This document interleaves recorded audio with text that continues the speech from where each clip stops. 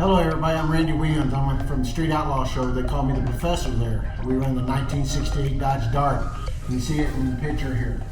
I've always wanted to do some things about altitude correction, but I got some new news released to share with you today. It's after 4th of July and we're kind of excited, but what we want to talk about this morning is that we have a new team. We call Team X. We plan to put a group of guys together to take on the 405 and Team Texas and 8 different teams out there.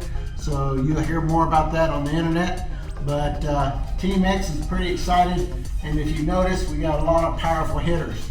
The powerful hitters that we have, you can recognize some of their cars, but you'll find out we've got Robin Roberts. He'll be our team captain for Team X.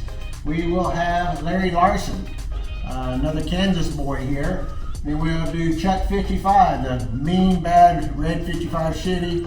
He's on our team. He's left the 405. Then we've got the Atomizer Racing Injectors that run Vixen and Jacqueline, the Bruder Brothers, myself.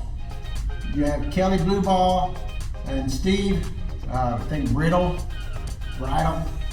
Wayne that runs Tropicana from Florida, and Justin Stromstone. So we've got a very powerful team. These guys are some big hitters, and we're probably the stack for talent and speed. So I'm very excited being on a team this year and not being a lone wolf. But I want to talk this morning about altitude correction. We'll be going all over the United States at different tracks, and I just want to show you a little bit of what the tuners have to deal with. And I've been asked this a lot in the pits. Now, I'm going to run a lot of videos of what some of the questions that you leave at my pit, and I'm going to try to go online and put it on our YouTube channel. So basically what we want to do is, when you start looking up altitude correction, to make this paragraph a little short and sweet, every 1,000 feet that we go up or down in elevation, it's about a 3% power loss or power gain. So when you start looking at, if we was at 6,750 feet, we went from sea level to Big Bear Lake, which is that elevation right there, you'll find that we lose almost 20% of the power that these engines kick out. So let's look at all the tracks that we're going to be at this year. Now, we've already raced Ohio, Florida, and Georgia. At this time this video is being cut. Our next race will be in Illinois. But if you look at the elevation, in Ohio we was at 889 feet. At Juniper or West Palm Beach, Florida, we was at 7 feet above sea level. A lot of horsepower.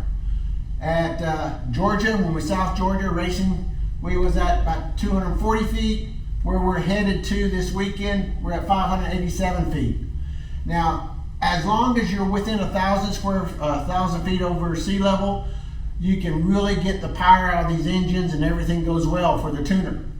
Now, a lot of things change for correction of horsepower, the barometric pressure, the humidity, all that stuff adds up when we're talking about creating a tune for the cars to go down these tracks.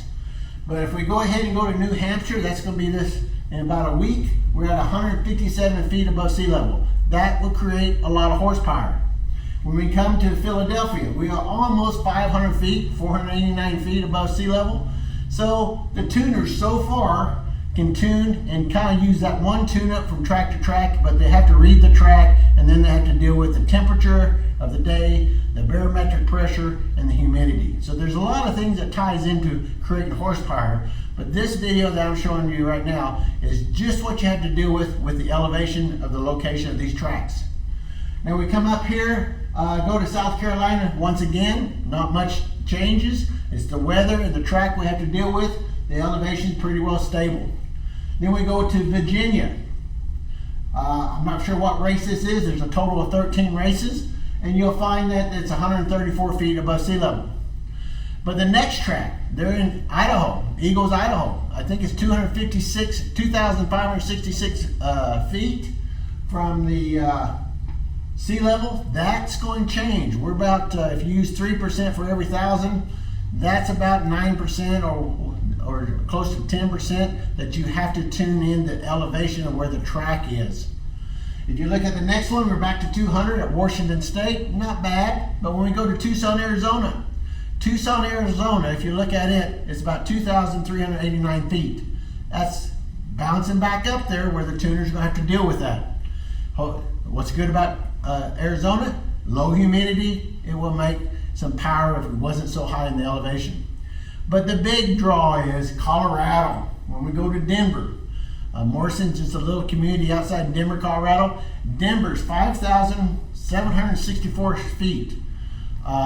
That's the reason we destroy motors. When we get up to Denver, it's the worst track of the season, and everybody's going to be trying to spool up. It affects the torque converter, the spool, especially if they're in pro chargers or turbo situations. The nitrous guys will have an advantage because they use that oxidizer, they inject that nitrous oxide, and they actually make their oxygen for them. So the nitrous cars will have advantage in Colorado.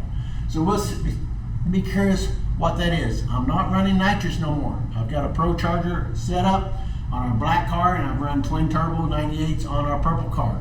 We'll shoot videos of those cars and show you all the makeups of those later. But then we head back to Dallas. The final race of the point system is at Enos, Texas. It's about 538 feet above sea level. We're back to the tune-ups of those other 9 races.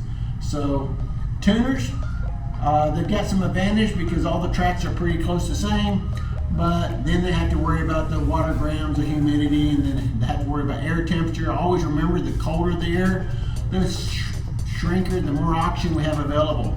So now when the nights get cold, horsepower goes up. And always those final rounds are filmed at night when the air is cooling off, but the horsepower is greater, but the track is having a problem because it's slick. So all I want to cover here is about the, don't forget, average of thumb, 3% for every 1,000 feet. And don't forget those 3 tracks that's going to really throw a cue ball and a situation on us this year. But once again, we have 10 tracks that pretty well basically the same altitude. Always remember Team X. If you got somebody you want to root for, holler for us for Team X. And like I said, if you're around Kansas area, come look us up in Denver this race. If you're local and want to come see the professor. And we go by the car Purple Rain, but it's wrecked. So we painted this one black, so we call it Black and Black. So I'm signing off. You guys, will be more videos coming and talking about trying to tune horsepower to some of these bad no prep Kings street outlaw cars.